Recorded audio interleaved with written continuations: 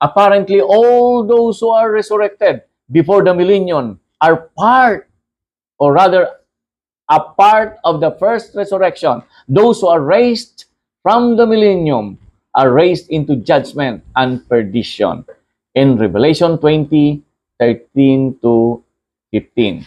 The strongest arguments for a pre-tribulation rapture is the fact that throughout the New Testament, exhortation is given to look for and wait for the coming of Jesus. In Matthew 24, verses 42, 43, and chapter 25, verse 13, Mark 13:35, 1 Thessalonians chapter 5, verse 6, Titus chapter 2, verse 13, 1 John chapter 3, verse 3, Hebrews chapter 9, verse 28, and John chapter 4, 14, verse 13. It means that the argument for free tribulation rapture, meaning to say the coming of the Lord, this is a contradict or against the belief of the post-tribulation rapture theory.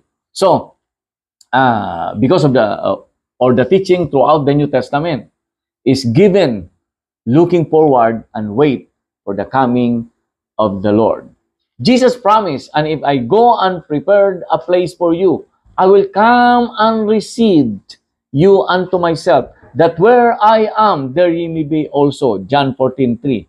Here, Jesus coming is for the purpose of receiving the church unto himself and taking her to a place in the Father's house. This coming cannot be the same as his coming with the church to earth as the post-tribulationists contend. The blessed hope of an imminent coming of Jesus is one of the strongest incentives to practical godliness and diligent service. In Titus 2:12 to 14, 1 John chapter 3, verse 3.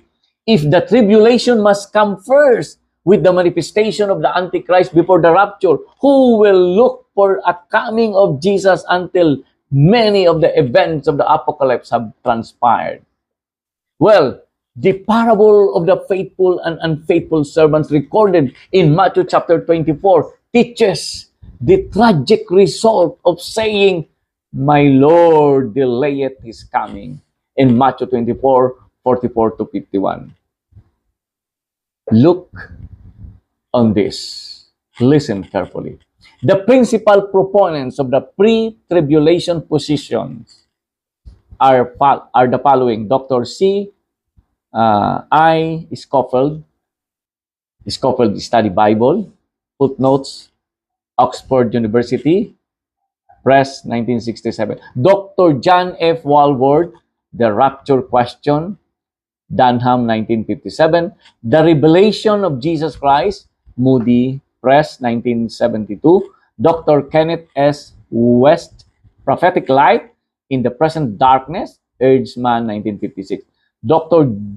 J.D. Dwight, Pentecost Prophecy for Today, Sunderban in 1961. Dr. Henry C. Thiessen, Lectures in Systematic Theology, Erzman, 1961. Dr. Mark G. Cameron, Bible Doctrine, Sunderban, 1973. W. E. Vine, The Epistle to the Thessalonians, Pickering in English. Herbert Lockyer, All the Doctrines of the Bible, published in Sunderban, 1964. Dr. Gerald B. Stanton, Kept from the Hour, Sunderban, 1956. Dr. Charles C. Ryrie, The Ryrie Study Bible, Moody Press, 1978. Dispensationalism Today, Moody Press, 1981. All those more or less 20 principal proponents of the pre-tribulation position. They are theologians, Bible scholars, preachers, and pastors, believing that the coming of the Lord is before the great tribulation will exist or will occur. In this present hour, if the Lord will come after the tribulation period then the church will look like, facing difficulties and nothing to do with refreshing, nothing to do with awakening the coming of the Lord. Because Jesus will come before the tribulation period. But the question is, are you ready? Are you prepared?